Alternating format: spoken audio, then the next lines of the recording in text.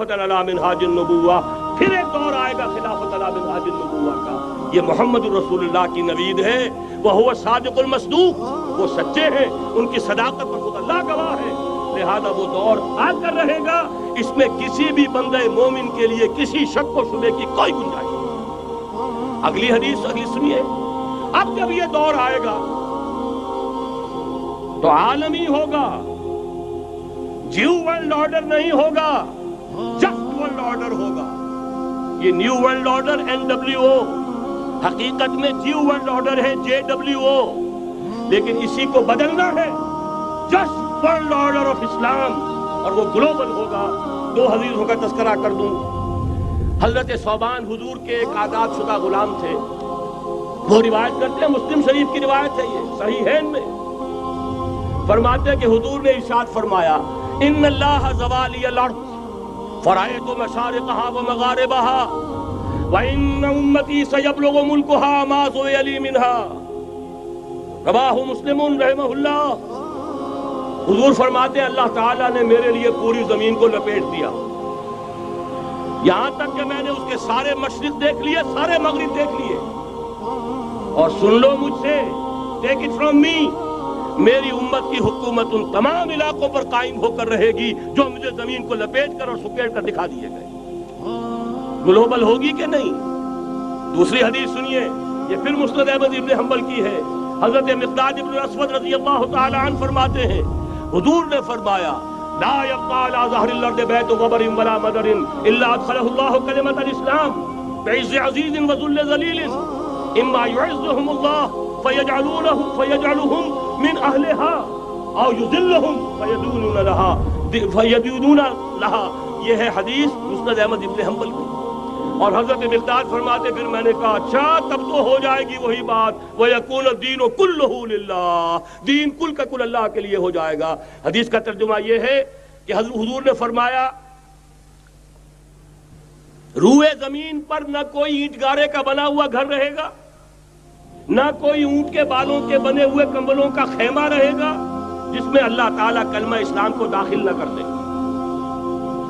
لیکن یہ داخلہ دو طریقے سے ہوگا، بعز عزیز و ذل ذلیل، یا صاحب عزت کے اعزاز کے ساتھ، یا کسی مغلوب کی مغلوبیت کے ساتھ، یعنی یا تو اللہ تعالیٰ ان کا اعزاز فرمائے گا اور وہ کلمہ اسلام کے خود قائل ہو جائیں گے۔ جب گھر والا خیمے والا اسلام لے آئے گا تو اسلام اس کے گھر میں داخل ہوگا، اس کو بھی عزت نصیب ہوگی۔ وَلِلَّهِ الْعِزَّةُ وَلِرَسُولِهِ وَلِلْمُؤْمِنِينَ، عزت تو حق ہے اللہ کا، اس کے رسول کا اور اہل ایمان کا۔ اور اگر وہ اسلام قبول نہیں کرے گا تو یؤت الجزیۃ عن ید وہم صاغرون، چھوٹے ہو کر رہنا پڑے گا، جزیہ دینا ہوگا، اسلام کی بالادستی قبول کرنی ہوگی۔ بتائیے اس کے بعد بھی کوئی شک ہے؟ یہ ہے آسمانی نقشہ۔ یہ اللہ فرما رہے ہیں واللہ متم نورہ ویابی اللہ الا یتم نورہ لیظہرہ علی الدین کلہ ولو کرہ المشرکون۔ یہ اللہ کا فیصلہ ہے۔ ادھر یریدون لیطفئوہ ہے، یہ زمینی نقشہ ہے۔ اب شکل کیا ہے؟ اب میں آپ سے عرض کرتا ہوں کہ ان دونوں کے مابین جو خلا نظر آ رہا ہے، کوئی شخص یقین کے ساتھ نہیں کہہ سکتا کہ اب حالات کا کیا رخ ہوگا، اس لیے کہ ظاہر بات ہے قرآن مجید میں مستقبل کے بارے میں خود حضور سے کہلوایا گیا، وَإِنْ أَدْرِي أَقَرِيبٌ أَمْ بَعِيدٌ مَا تُوعَدُونَ۔ لوگوں مجھے معلوم نہیں ہے کہ جس بات کی تمہیں خبر دی جا رہی ہے وہ قریب آ چکا ہے یا دور ہے۔ وَإِنْ أَدْرِي لَعَلَّهُ فِتْنَةٌ لَكُمْ وَمَتَاعٌ إِلَىٰ حِينٍ، اور میں نہیں جانتا، ہو سکتا ہے اللہ کچھ اور مہلت دے دے تمہیں، اور کچھ اور آزمائش جو ہے اس کے لیے تمہارے لیے کوئی اور مہلت عطا فرما دے، ہو سکتا ہے۔ تو میں بھی کسی دعوے سے نہیں کہہ رہا، لیکن دو امکانات ہیں۔ امکان نمبر ایک کیا ہے؟ ابھی عالم اسلام کا ایک سالڈ بلاک ہے جو یہودی ورلڈ آرڈر کی نگاہوں میں کھٹک رہا ہے۔ میں کھٹکتا ہوں دل یزداں میں کانٹے کی طرح۔ اگرچہ ان کی اسٹریٹجی کیا ہے؟ ایک ایک کر کے ان کے حصے بکھرے کر کے تیا پانچا کرو۔ ابھی وہ بلاک کون سا ہے؟ ایران ہے، افغانستان ہے، پاکستان ہے، اور روسی ترکستان سے آزاد ہونے والی جو ریاستیں ہیں، یہ ایک سالڈ بلاک۔ یہ عجمی مسلمان عربی نہیں، عربی گئے، یہ نوٹ کر لیجئے، اس لیے کہ عربوں کو اللہ نے فضیلت دی تھی، محمد ان میں سے تھے صلی اللہ علیہ وسلم، یہ رتبہ بلند ملا جن کو مل گیا، لیکن ساتھ ہی اللہ نے دھمکی بھی دے دی تھی سورہ محمد میں، ان تتولوا یستبدل قوما غیرکم، اگر تم پیٹھ دکھا دو گے اس مشن کو جو ہم نے تمہارے حوالے کیا ہے، تمہیں ہٹائیں گے، کسی اور کو لے آئیں گے۔ اور یہ بات ہو چکی ہے 13ویں صدی عیسوی میں، 1258 میں جب سقوط بغداد ہوا ہے، عربوں کے ہاتھ سے عالم اسلام کی قیادت چھین لی گئی، معذور کر دیا۔ اس کے بعد قیادت کن کے ہاتھوں میں آئی؟ ترکوں کے ہاتھ میں، ترکان تیموری ہندوستان میں، ترکان صفوی ایران میں، ترکان سلجوقی مڈل ایسٹ میں، اور ترکان عثمانی کا تو کہنا ہی کیا ہے، وہ ایشیا مائنر سے چل کر آپ کو معلوم ہے کہ مشرقی یورپ کا کتنا بڑا علاقہ، دی گریٹ آٹومان امپائر اس صدی کے آغاز تک قائم تھی۔ اس صدی میں عجیب عجیب معجزے ہوئے ہیں۔ گریٹ آٹومان امپائر جو 3 بر اعظموں پر محیط، نام و نشان ختم۔ The great U S S R, نام و نشان ختم۔ اب تو روس صاحب ایک ملک کی حیثیت سے رہ گئے۔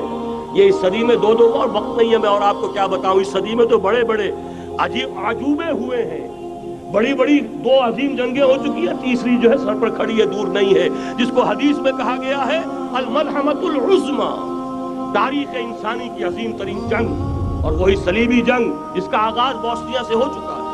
بہرحال اس وقت جو میں کہہ رہا تھا، ورنہ میرے پاس تو یعنی یہ کہ درد دل کہنے کے لیے وقت نہیں ہے، مجھے اپنی بات کو محدود کرنا پڑ رہا ہے، لیکن میں اب آ رہا ہوں اصل موضوع کی طرف، کہ ایک امکان تو یہ ہے کہ اس بلاک میں اسلام کا احیاء ہو، اور اس کے لیے کچھ نویدیں بھی موجود ہیں احادیث نبویہ میں۔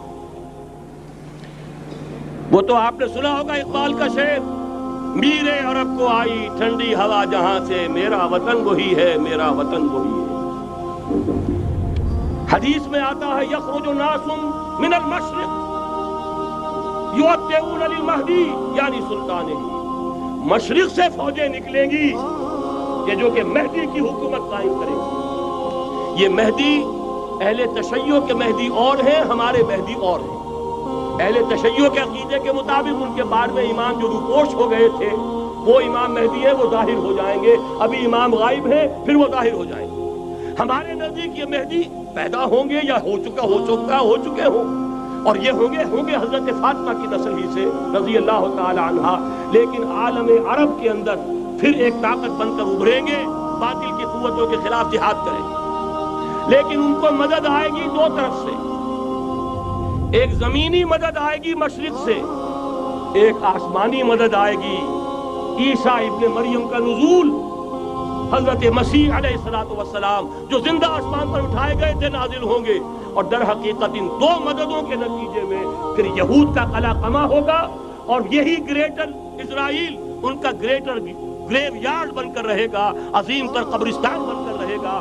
اس کی بڑی واضح حدیثیں موجود ہیں، اس کی بڑی تفصیلی خبریں موجود ہیں، یہ احادیث کی کتب کے اندر، بدقسمتی سے ہماری اس کی طرف توجہ نہیں۔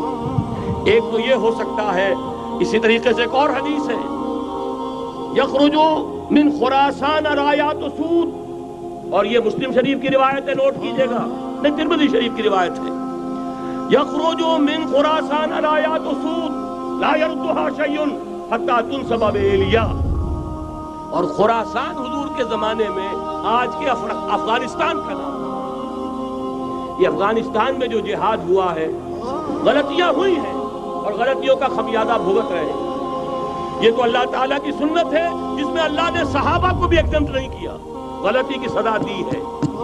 35 صحابہ کی غلطی غزوہ احد میں ہوئی، جہاں سے حکم تھا کہ مت ہٹنا، 50 میں سے 35 ہٹ گئے، نتیجہ کیا نکلا؟ فتح شکست میں بدل گئی، 70 صحابہ شہید ہوئے۔ اللہ تعالیٰ نے فرمایا وَلَقَدْ صَدَقَكُمُ اللَّهُ وَعْدَهُ إِذْ تَحُسُّونَهُم بِإِذْنِهِ حَتَّىٰ إِذَا فَشِلْتُمْ وَتَنَازَعْتُمْ فِي الْأَمْرِ وَعَصَيْتُمْ مِن بَعْدِ مَا أَرَاكُم مَّا تُحِبُّونَ۔ مسلمانوں، ہم سے گلہ نہیں کر سکتے، ہم نے اپنا وعدہ سچا کر دکھا دیا تھا، جبکہ تم انہیں گاجر مولی کی طرح کاٹ رہے تھے، لیکن جب تم ڈھیلے پڑ گئے، تم نے ڈسپلن کو توڑا، تم نے اختلاف کیا تو سزا دی۔